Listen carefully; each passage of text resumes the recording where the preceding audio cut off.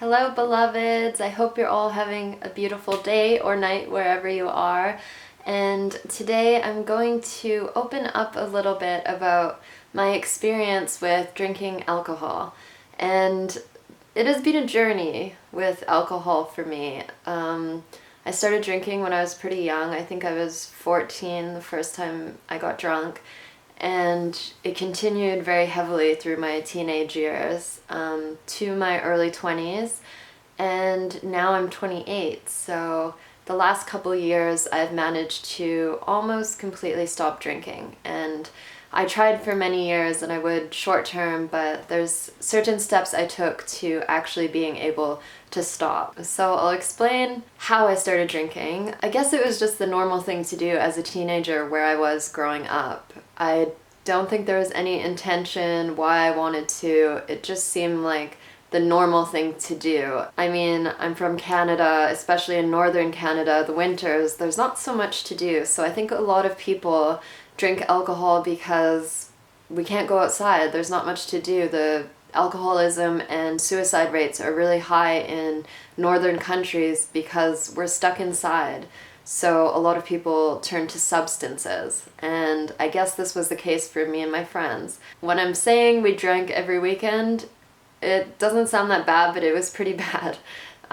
We would get so drunk that we would black out pretty much every weekend, and you can imagine at a young age that that's not very healthy for your body. And then when I was about 17, this was the first time it was brought to my attention that this isn't a good thing to be doing. But my dad didn't really like my drinking. My parents weren't very aggressive with me. They kind of let me do my own thing, but they still made their opinions somewhat known. And one time my dad told me that it's not about how often you're drinking, because I'd say, oh, I haven't even drank, this week or anything. And he said, it's not about how often, it's why you're drinking. So that was the first time I sat back and I said, oh, okay, well, why am I drinking? And I couldn't really come up with a reason. And I started kind of looking at my friends. Why are they drinking? I want to say that anything you're doing in your life that doesn't have any intention behind it is usually not a healthy thing. So it's usually used to numb us. And I think in my case, when I was younger, it was numbing me from feelings of being alone, because my sister and brother left me at a young age. Well, they left my family. They ran away from home. So I think I had dealt with a lot of abandonment issues, and I never really fit in school, so I never had a group of friends. We traveled a lot, so I was always the new girl, and I guess I did deal with a lot of feelings of being lonely and unwanted.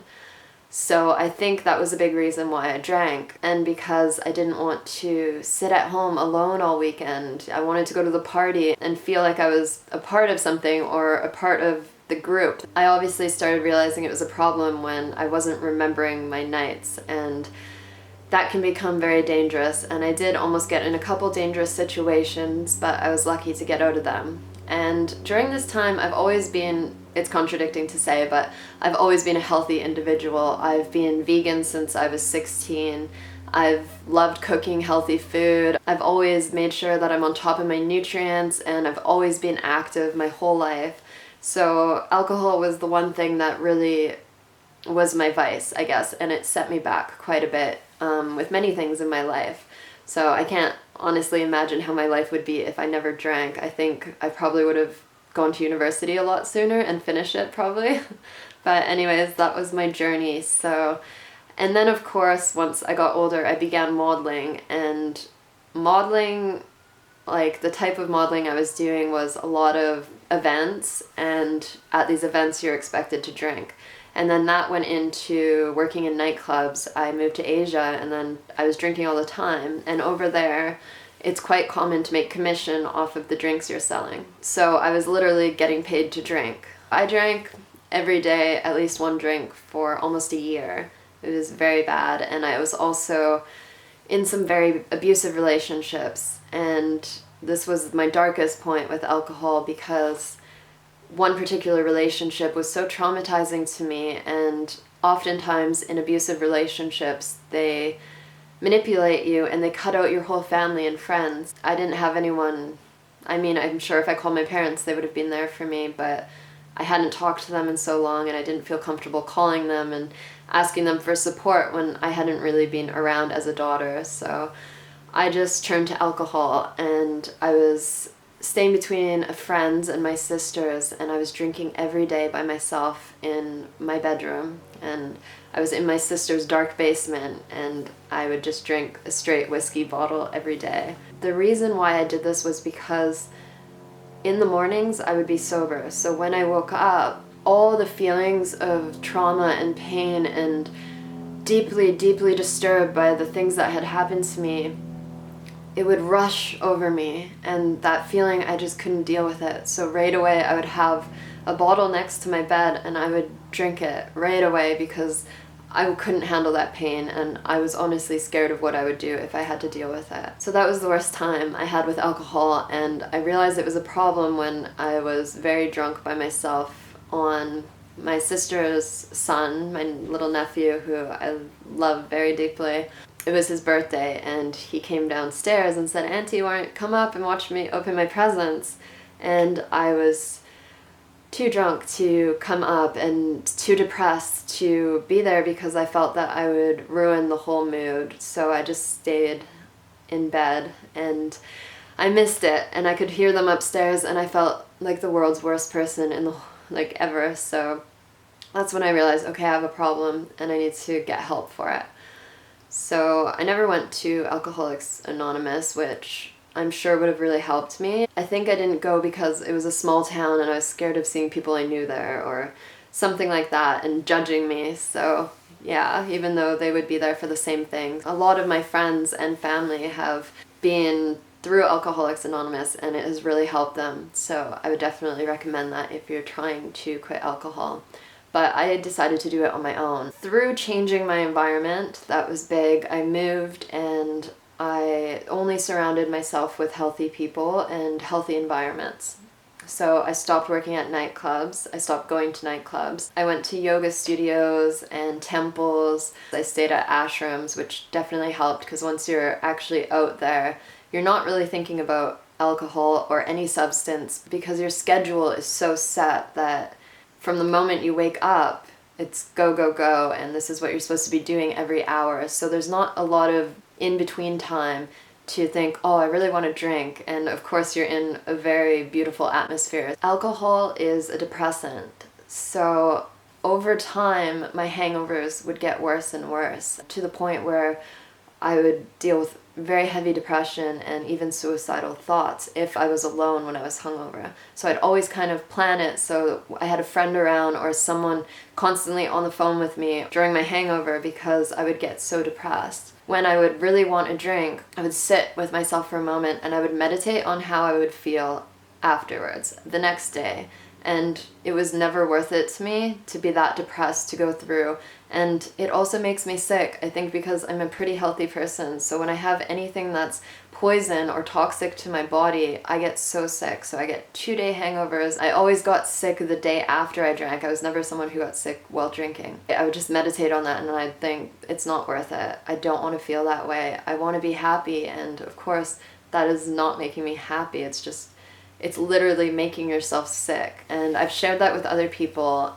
Like, for example, one of my friends had a pretty strong sex addiction, and he used that and said it really helped him to also meditate on how he would feel after one of these encounters, and it wasn't worth it to him to feel that way and all the feelings that it brings back up the day after. It just wasn't worth it. And as I stopped drinking and being in these environments, I just attracted all these wonderful, healthy people. It's not a thought. It's just, I started a whole new lifestyle, and that was so far behind me. I completely quit for a while because I was honestly kind of scared of it. I didn't want to go down that path ever again. But now I do have a glass or two of wine maybe once a month, just socially or to relax, and it doesn't feel bad, but I don't like to have any more to the point where I'm drunk, because the main thing, the biggest thing that I can share with you if you're having this issue as well, and this was the biggest realization for me when I was in that dark room drinking alcohol every day. Once I started getting into yoga and being around these conscious, beautiful communities and I had my awakenings, big realizations, and I healed myself so deeply and I fell in love with myself. I would get to points, little glimpses of bliss or samadhi, whatever you wish to call it, that we get through these ecstatic states of joy that we reach through yoga and meditation. I had glimpses of that, and also with psychedelics I felt that. And afterwards, just knowing that that feeling exists changed my whole life. And how this has to do with drinking alcohol is when I reached these states, I realized I wasn't just numbing the pain. I was numbing the joy, how good I could feel. I was numbing everything in life. I was numbing my happiness. I was numbing any chance of true happiness and love and all those good feelings. Everything was just numb, and that's the same with any substance. Well, you may not think you have a problem, but if you're doing it so often, you're numbing yourself from the world. And the world can be hard, trust me, I know, it's painful. But that pain is worth dealing with when you've felt how much bliss and love and joy we're capable of feeling. And you simply can't get there when you're numbing yourself from it all. So that is my experience with drinking. Of course, there's a lot more to it, but I want to make this video quick. If you guys have any questions, or if anyone's struggling with this same situation, please feel free to message me, comment below, or message me on Instagram, and I would love to help you through it and share some more of my experiences. So bless you all, thank you for watching, and if you want more videos like this, please hit the subscribe button, and all the best on your healing and personal growth journeys. Namaste.